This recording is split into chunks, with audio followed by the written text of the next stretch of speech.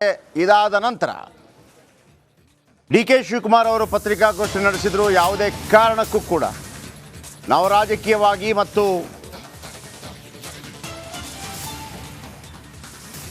ಕಾನೂನಾತ್ಮಕವಾಗಿ ಹೋರಾಟ ಮಾಡ್ತೇವೆ. ಮತ್ತೊಂದು ಕಡೆ ಸ್ನೇಹಮಯಿ ಕೃಷ್ಣ ಇವರು ಕೂಡ ದೂರುದಾರರಲ್ಲಿ ಒಬ್ಬರು. ಮೂವರು ಪ್ರದೀಪ್ ಕುಮಾರ್, ಟಿ ಜೆ ಅಬ್ರಹಾಂ, ಸ್ನೇಹಮಯಿ ಕೃಷ್ಣ, ಈ ಮೂವರ ದೂರನ್ನು ಮಾನ್ಯ ಮಾಡಿಕೊಂಡು ಪ್ರಾಸಿಕ್ಯೂಷನ್ಗೆ ಅನುಮತಿಯನ್ನು ನೀಡಿದ್ದಾರೆ ರಾಜ್ಯಪಾಲರು. ಅದರ ಬಗ್ಗೆನೇ ಸಾಕಷ್ಟು ಚರ್ಚೆಗಳಾಗ್ತಾ ಇದೆ. ಮೂವರ ದೂರುಗಳನ್ನು ಹೇಗೆ ಕೊಟ್ಟರು ಅಂತೇಳಿ. ಮೊದಲಿಗೆ ಜನಪ್ರತಿನಿಧಿಗಳ ಕೋರ್ಟ್ಗೆ ಹೋಗ್ತೇನೆ. ಸ್ವತಂತ್ರ ತನಿಖಾ ಸಂಸ್ಥೆಯಿಂದ ತನಿಖೆಯಾಗಬೇಕು. ರಿಪಬ್ಲಿಕನ್ನಕ್ಕೆ ಸ್ನೇಹಮಯಿ ಕೃಷ್ಣ ಹೇಳಿಕೆಯನ್ನು ಕೊಟ್ಟಿದ್ದಾರೆ. ಕಾನೂನಾತ್ಮಕವಾಗಿ ಮುಂದೆ ಏನಾಗಬಹುದು ಅನ್ನೋಂತಹ ಪ್ರಶ್ನೆ ಸಹಜವಾಗಿ ಈಗ ಕಾಡ್ತಾ ಇರುವಂತದ್ದು. ಮುಖ್ಯಮಂತ್ರಿಗಳ ಮುಂದೆ ಇರುವಂತಹ ಆಯ್ಕೆ ಏನು ಅನ್ನೋದ್ರ ಬಗ್ಗೆಯೂ ಕೂಡ ಚರ್ಚೆ ಆಗ್ತಾ ಇದೆ. ನಮ್ಮ ಜೊತೆಗೆ ಮಾತಾಡೋದಕ್ಕೆ ಹಿರಿಯ ವಕೀಲರು ಸುನಿಲ್ ಕುಮಾರ್ ಅವರು ನಮ್ಮ ಪ್ಯಾನಲ್ಗೆ ಆಗಮಿಸಿದ್ದಾರೆ. ಸುನಿಲ್ ಕುಮಾರ್ ಅವರೇ, ಸ್ವಾಗತ, ವೆಲ್ಕಮ್. ಈಗ ನೇರವಾಗಿ ಆ ಪ್ರಾಸಿಕ್ಯೂಷನ್ ವಿಚಾರಕ್ಕೆ ನಾವು ಮಾತಾಡೋಣ. ಈಗ ಪ್ರಾಸಿಕ್ಯೂಷನ್ ಅಲ್ಲಿ ಏನಿದೆ, ಏನೆಲ್ಲ ಉಲ್ಲೇಖ ಆಗಿದೆ ಅನ್ನೋದನ್ನ ನಾವು ಗಮನಿಸ್ತಾ ಇದೀವಿ. ಈಗ ಆ ಪ್ರಾಸಿಕ್ಯೂಷನ್ ಅಲ್ಲಿ ಸಹಜವಾಗಿ ನಾವು ಗಮನಿಸಿದಾಗ ಯಾರು ದೂರನ್ನ ಕೊಟ್ಟಿದ್ರು, ದೂರಿನಲ್ಲಿ ಏನಿತ್ತು, ಜೊತೆಗೆ ಆ ದೂರಿನ ವಿಚಾರವಾಗಿ ಇಲ್ಲಿವರೆಗೂ ನಾವು ಏನೆಲ್ಲ ಸ್ಟಡಿ ಮಾಡಿದ್ವಿ, ಈ ಎಲ್ಲ ವಿಚಾರಗಳ ಆಧಾರದ ಮೇಲೆ ನಾವೀಗ ಪ್ರಾಸಿಕ್ಯೂಷನ್ ಕೊಡ್ತಾ ಇದ್ದೀವಿ ಅನ್ನೋಂಥ ವಿಚಾರ ಉಲ್ಲೇಖ ಆಗಬೇಕಾಗಿತ್ತು. ಐ ಮೀನ್ ಮಟೀರಿಯಲ್ ಉಲ್ಲೇಖ ಆಗಬೇಕಾಗಿತ್ತು. ಆದರೆ ಅದನ್ನು ನೋಡಿದಾಗ ಯಾಕೋ ಮಟೀರಿಯಲ್ ಸ್ಪಷ್ಟವಾಗಿ ಉಲ್ಲೇಖ ಆಗಿಲ್ಲ ಅಂತ ಅನ್ಸುತ್ತೆ. ಹೀಗಾಗಿ ಅದು ನಿಲ್ಲುತ್ತಾ ಕೋರ್ಟಲ್ಲಿ ಅನ್ನೋಂಥ ಪ್ರಶ್ನೆ ಸರ್. ನೋಡಿ, ಈಗ ಮೊದಲೇದು ಈಗ ಅಬ್ರಹಾಂರವರು ಕಂಪ್ಲೇಂಟನ್ನು ಕೊಡ್ತಾರೆ. ಅವ್ರಿಗೆ ಮುಂಚೆ ಪ್ರದೀಪ್ ಕುಮಾರ್ ಅಂತ ಒಬ್ಬರು ಕೊಟ್ಟಿರ್ತಾರೆ, ಮತ್ತು ಸ್ನೇಹಮಯಿ ಕೃಷ್ಣ, 3 ಜನ ದೂರುದಾರರು ಮುಖ್ಯಮಂತ್ರಿಗಳ ವಿರುದ್ಧ ಒಂದು ಕಂಪ್ಲೇಂಟನ್ನು ಕೊಡ್ತಾರೆ. ಇವರು ಅಧಿಕಾರವನ್ನು ದುರುಪಯೋಗ ಪಡಿಸ್ಕೊಂಡು ತಮ್ಮ ಹೆಂಡತಿಯವರಿಗೆ 14 ಸೈಟ್ಗಳನ್ನು ಪಡ್ಕೋತಾರೆ. ಇದು ಕಾನೂನಿನ ಬಾಹಿರವಾದಂಥ ನಿರ್ಧಾರ ಮತ್ತು ಡೈರೆಕ್ಟ್ ಬೆನಿಫಿಷರಿ ಕೂಡ ಆಗಿದ್ದಾರೆ. ಹಾಗಾಗಿ ಮತ್ತು ಅದೇ ಸಂದರ್ಭದಲ್ಲಿ ಬೇರೆ ಬೇರೆ ಲ್ಯಾಂಡನ್ನು ಕಳ್ಕೊಂಡವ್ರಿಗೆ, ಜಮೀನನ್ನು ಕಳ್ಕೊಂಡವ್ರಿಗೆ ಯಾರಿಗೂ ಕೂಡ ಅಷ್ಟು ಬೆನಿಫಿಟ್ ಆಗಿಲ್ಲ. ಇವರ ಒಂದು ಪರಿವಾರಕ್ಕೆ ಮಾತ್ರ ಇಷ್ಟು ಹೆಚ್ಚು ಬೆನಿಫಿಟ್ ಆಗಿದೆ ಮತ್ತು ಸರ್ಕಾರದ ಬೊಕ್ಕಸಕ್ಕೆ ನಷ್ಟ ಆಗಿದೆ ಅಂತ ಹೇಳಿ 3 ಜನ ಕೂಡ ಒಂದು ಸೇಮ್ ಕಾಸ್ ಆಫ್ ಆಕ್ಷನ್ ಮೇಲೆ ಕಂಪ್ಲೇಂಟನ್ನು ಕೊಟ್ಟು ಲೋಕಾಯುಕ್ತ ನ್ಯಾಯಾಲಯಕ್ಕೆ ಹೋಗಿ ಕಂಪ್ಲೇಂಟನ್ನು ಫೈಲ್ ಮಾಡಿದ್ದಾರೆ. ಜೊತೆಲಿ ಸ್ಯಾಂಕ್ಷನ್ ಬೇಕು ಅಂತ ಹೇಳಿದಕ್ಕೆ ಈ chief minister appointing authority is the governor. ಹಾಗಾಗಿ ಗವರ್ನರ್ ಮುಂದೆ ಹೋಗಿ ಸ್ಯಾಂಕ್ಷನ್ ಕೇಳಿದೆ. ಗವರ್ನರ್ ಏನು ಮಾಡಿದ್ದಾರೆ, ಎಲ್ಲ 3 ಅರ್ಜಿಗಳನ್ನು ಡೀಟೇಲ್ ಆಗಿ ಎಕ್ಸಾಮಿನ್ ಮಾಡಿದ್ದಾರೆ ಮತ್ತು ಅವ್ರದ್ದು ಕೊಟ್ಟಂಥ ತೀರ್ಮಾನ ಪ್ರೈಮಾ ಫೇಸಿ ಕಾನೂನಾತ್ಮಕವಾಗಿ ನೋಡೋದಾದ್ರೆ ಬಹಳಷ್ಟು ಆತರದಿಂದ ಕೂಡಿದೆ ಅಂತ ನನಗೆ ಅನಿಸ್ತಾ ಇದೆ. ಅದನ್ನು ಅವರು ಕೂಡ ಆರೋಪ ಮಾಡಿದ್ರು. ಕೇವಲ 1 ಗಂಟೆ ಮಧ್ಯಾಹ್ನ ಕೊಡ್ತಾರೆ, ಸಂಜೆ ಒಳಗಾಗಿ ನೀವು ಕೊಟ್ಬಿಡ್ತಾರೆ. ಕರೆಕ್ಟ್. ಈಗ ಅಂದ್ರೆ ಅವರು ಈಗ ಹೇಳ್ತಾ ಇರೋದು ಪ್ರಾಥಮಿಕ ತನಿಖೆ ಆಗ್ಬೇಕು ಮೊದಲು ಅಂತ ಹೇಳಿ. ಆ ಪ್ರಾಥಮಿಕ ತನಿಖೆ ಆಗದೆ ಪ್ರಾಸಿಕ್ಯೂಷನ್ ಕೊಟ್ಟು ಬಿಟ್ರಲ್ಲ, ಇಂಥ ದಾವಂತ ಅವಂತರ ಯಾಕೆ? ವೆರಿ ಸಿಂಪಲ್ ಬರ್ತೀನಿ. ಮೊದಲನೇ ಪ್ರಶ್ನೆ, ಈಗ ಆಲಂ ಪಾಷಾ ಮತ್ತು ಬಾಲರಾಜ್ ಅವರು ಯಡಿಯೂರಪ್ಪನವರ ಕಾಲಾವಧಿಯಲ್ಲಿ ಕಂಪ್ಲೇಂಟ್ ಕೊಟ್ಟರು. ಇಬ್ಬರು ಸೇರಿ ಒಂದು ಕಂಪ್ಲೇಂಟ್ ಕೊಟ್ಟರು. ಈಗ 3 ಕಂಪ್ಲೇಂಟ್ ಕೊಟ್ಟಿದ್ದಾರೆ. ಈ 3 ಕಂಪ್ಲೇಂಟ್ ಕೊಟ್ಟಾಗ ಅದನ್ನು ಪ್ರಾಸಿಕ್ಯೂಷನ್ಗೆ ಕೊಡೋದು ಅಂದರೆ ಯಾವ ಲೆಕ್ಕ ಇದು? ಕರೆಕ್ಟ್ ಸರ್, ಈಗ ನೀವು ಹೇಳೋದು ಒಳ್ಳೆ ಕ್ವಶನ್. ಅದು ಈಗ 3 ಜನಕ್ಕೂ ಸೇರಿ ಪ್ರಾಸಿಕ್ಯೂಷನ್ ಕೊಟ್ಟಿದ್ದೀನಿ ಅನ್ನೋದಾದ್ರೆ ಆಮೇಲೆ ಅದ್ರ ನಡುವೆ ಇನ್ನೊಂದು ಕ್ಲಾರಿಟಿ. ನಾನು ಟಿ ಜೆ ಅಬ್ರಹಾಂ ಅವ್ರ ಹತ್ರ ಮಾತಾಡಿದೆ, ಪ್ರದೀಪ್ ಅವ್ರ ಹತ್ರ ಮಾತಾಡಿದೆ, ಆಮೇಲೆ ಸ್ನೇಹಮಯಿ ಕೃಷ್ಣ. ಆ 3 ಹೇಳ್ತಿರೋ ಮಾಹಿತಿಗಳು ಬೇರೆ ಬೇರೆ ಬೇರೆ. ಹಾಗಾಗಿ ಇದು ಕಾನೂನಿನ ತೊಡಕಾಗತ್ತೆ. ಈಗ ನೀವು ನೋಡಿ, ಈಗ ಪ್ರದೀಪ್ ಕುಮಾರ್ ಅವ್ರು ರಿಲೇ ಮಾಡ್ತಿರೋ ಮೆಟೀರಿಯಲ್ ಬೇರೆ ಇದೆ. ಹೌದು.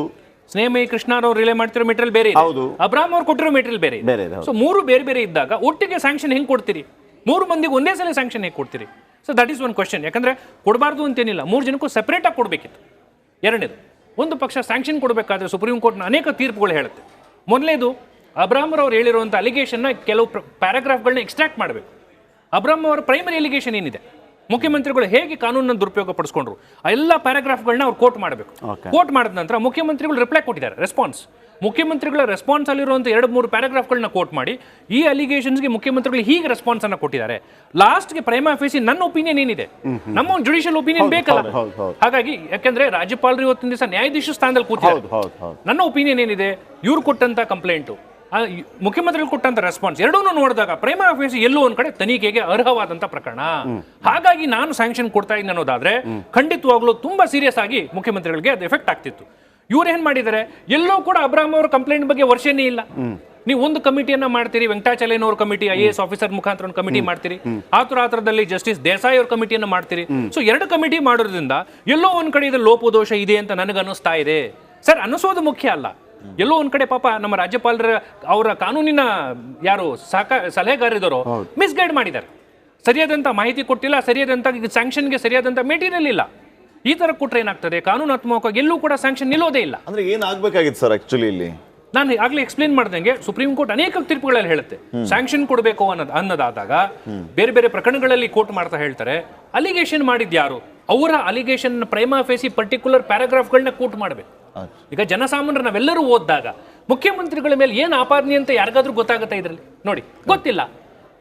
ಅಬ್ರಾಮ್ರು ದೂರು ಕೊಟ್ಟಿದ್ದಾರೆ, ಪ್ರೈಮಾ ಫೇಸಿ ನನ್ಗೆ ಒಪಿನಿಯನ್. ಸರ್ ಅದಲ್ಲ, ಏನು ದೂರಿನ ಅಂಶ ಏನು, ಎಷ್ಟು ನಷ್ಟ ಮಾಡಿದ್ದಾರೆ ಸರ್ಕಾರಕ್ಕೆ? ಈಗ 3 ಜನ ಬೇರೆ ಬೇರೆ ದೂರು ಕೊಟ್ಟಿದ್ದಾರೆ. ನನಗೆ ಅದರ ಬಗ್ಗೆ ಸ್ವಲ್ಪ ಕ್ಲಾರಿಟಿ ಬೇಕಾಗಿತ್ತು. ನಾವು ಪ್ರತಿಯೊಬ್ಬರನ್ನ ಕೇಳಿದಾಗ ಅಬ್ರಾಮ್ ಕೇಳಿದೆ ನಾನು, ಸಾಯಿ ಕೃಷ್ಣ ಅವರ ದೂರು ಇಲ್ಲ, ಅದು ನನಗೆ ಗೊತ್ತಿಲ್ಲ, ನನ್ನ ದೂರು ಇದು. ಆಮೇಲೆ ಸಾಯಿ ಕೃಷ್ಣ ಅವರು ಕೇಳಿದೆ, ಅಬ್ರಾಮ್ ದೂರದು ನನ್ನ ಸಂಬಂಧ ಇಲ್ಲ, ನಂದು ದಲಿತ್ ಭೂಮಿ ಅನ್ನುವಂಥದ್ದು ಬರುತ್ತೆ ಅಂತ ಇನ್ನೊಂದು. ಎರಡನೇದಾಗಿ ಈಗ ಡಿ ಕೆ ಶಿವಕುಮಾರ್ ಒಂದು ಮಾತನ್ನು ಹೇಳ್ತಾ ಇದ್ರು, ಒಂದು ಪ್ರಾಥಮಿಕ ತನಿಖೆ ಆಗದೆ ತನಿಖೆ ಆದ ನಂತರ ಕೊಡಬೇಕಾಗಿತ್ತು. ನಾನು ಕೇಳ್ತಿರೋದು, ಹಾಗಿದ್ರೆ ತನಿಖೆ ಮಾಡಿಸಿ ಅನ್ನೋದು. ಈಗ ಯಡಿಯೂರಪ್ಪನವ್ರ ವಿಚಾರಕ್ಕೆ ಬರೋಣ. ಮೊದಲು ಲೋಕಾಯುಕ್ತಕ್ಕೆ ಕೇಸ್ ಹೋಗುತ್ತೆ. ಲೋಕಾಯುಕ್ತ ವರದಿ ಸಲ್ಲಿಸಿದ ನಂತರ ಆ ವರದಿಯನ್ನು ಆಧರಿಸಿಟ್ಟುಕೊಂಡು ಆಲಂ ಪಾಷಾ ಮತ್ತು ಬಾಲರಾಜ್ ಅವರು ಏನು ಪ್ರಾಸಿಕ್ಯೂಷನ್ಗೆ ಅನುಮತಿ ಕೊಡಿ ಅಂತ ಹೋಗ್ತಾರೆ. ಇಲ್ಲಿ ಹಾಗಿದ್ರೆ ಅದಕ್ಕೆ ಅವಕಾಶ ಇದೆಯಾ? ಕೇವಲ ಡೈರೆಕ್ಟಾಗಿ ಯಾವುದೇ ಇಲ್ಲಿ ತನಕ ಪ್ರಾಥಮಿಕವಾಗಿ ಒಂದು ತನಿಖೆ ಆಗಿಲ್ಲ, ಇಂಥ ಆರೋಪಗಳೊಂದು ಬಂದಿದೆ. ಆಮೇಲೆ ತನಿಖೆ ಆಗೋದಕ್ಕೆ ಕೆಲವೊಂದು ನ್ಯಾಯಾಂಗ ಏನು ವ್ಯವಸ್ಥೆಯನ್ನು ಮಾಡಿದ್ರು, ಒಂದು ಜುಡಿಷಿಯಲ್ ಕಮಿಷನ್ ಮಾಡಿದ್ರು ಸೆಷನ್ಗೆ ಒಂದು ದಿವಸ ಮೊದಲು. ಸೊ ಹಾಗಿದ್ದಾಗ ಅದು ಹೇಗೆ ಅಷ್ಟು ಬೇಗ ಕಾನೂನಿಗೆ ಅವಕಾಶ ಇರುತ್ತಾ ಅಂತೇಳಿ? ಯಾಕಂದರೆ ಹಂಸರಾಜ್ ಭಾರದ್ವಾಜ್ ಕೊಟ್ಟದ್ದಕ್ಕೂ ಇವತ್ತು ಇವರು ಕೊಟ್ಟದ್ದಕ್ಕೂ ಅಲ್ಲಿ ತನಿಖೆ ಆಗಿದೆ, ಇಲ್ಲಿ ತನಿಖೆ ಆಗಿಲ್ಲ, ಏನು ವ್ಯತ್ಯಾಸ? ಸರ್ ಈಗ ನೋಡಿ, ಕಾನೂನಾತ್ಮಕವಾಗಿ ತನಿಖೆ ಆದ ಮೇಲೆ ಸ್ಯಾಂಕ್ಷನ್ ಕೊಡಬೇಕು ಅನ್ನೋದು ಒಂದು ಎಲ್ಲರ ಅಭಿಪ್ರಾಯ ಮತ್ತು ಸಹಜವಾಗಿರುವಂಥ ಕಾನೂನಿನ ಜ್ಞಾನ ಅದು. ಈ ಕೇಸಲ್ಲಿ ಏನಾಗುತ್ತೆ, ನೀವು ಸಹಜವಾದಂಥ ಪ್ರಿಲಿಮಿನರಿ ಇನ್ಕ್ವೈರಿ ಮಾಡಲಿಕ್ಕೂ ಸ್ಯಾಂಕ್ಷನ್ ಬೇಕು sir. That is the problem here. ಈಗ ಆಯಿತು, ಮುಖ್ಯಮಂತ್ರಿಗಳ ಮೇಲೆ ಒಂದು ಪ್ರಿಲಿಮಿನರಿ ಎನ್ಕ್ವೈರಿ ಮಾಡಿಸ್ತೀರಿ, ವಿತೌಟ್ ಸ್ಯಾಂಕ್ಷನ್ ಮಾಡಿಸ್ಬೋದಾ? ಪ್ರಿಲಿಮಿನರಿ ಎನ್ಕ್ವೈರಿಗೂ ನಿಮ್ಗೆ ಸ್ಯಾಂಕ್ಷನ್ ಬೇಕು, ಬಿಕಾಸ್ ಅವರು ಪಬ್ಲಿಕ್ ಸರ್ವೆಂಟ್ ಇದ್ದಾರೆ. Yes, prosecution ಬೇಕು. Without that you can't hold in even a preliminary inquiry. Then DCM ಅದನ್ನ ಹೆಂಗ್ ಬ್ಲೇಮ್ ಮಾಡಿದ್ರು ಅಂತ ಇಲ್ಲಿ ಆ DCM ಅವ್ರ ವಿಚಾರಕ್ಕೂ ಬರ್ತೀನಿ, ಯಡಿಯೂರಪ್ಪನವ್ರ ವಿಚಾರ ಹೇಳ್ತೀನಿ ಸರ್. ಸರ್, ಸಿಎಂ ಕಾರ್ಯಕ್ರಮ ಮುಗಿಸಿ ಹೊರಗಡೆ ಬರ್ತಾ ಇದ್ದಾರೆ.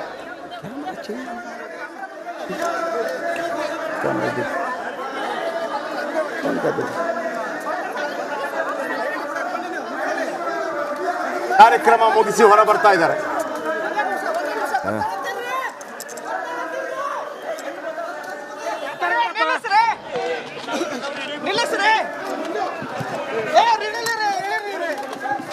ಈ ಕ್ಯಾಮೆರಾ ಫಿಕ್ಸ್ ಮಾಡಿ.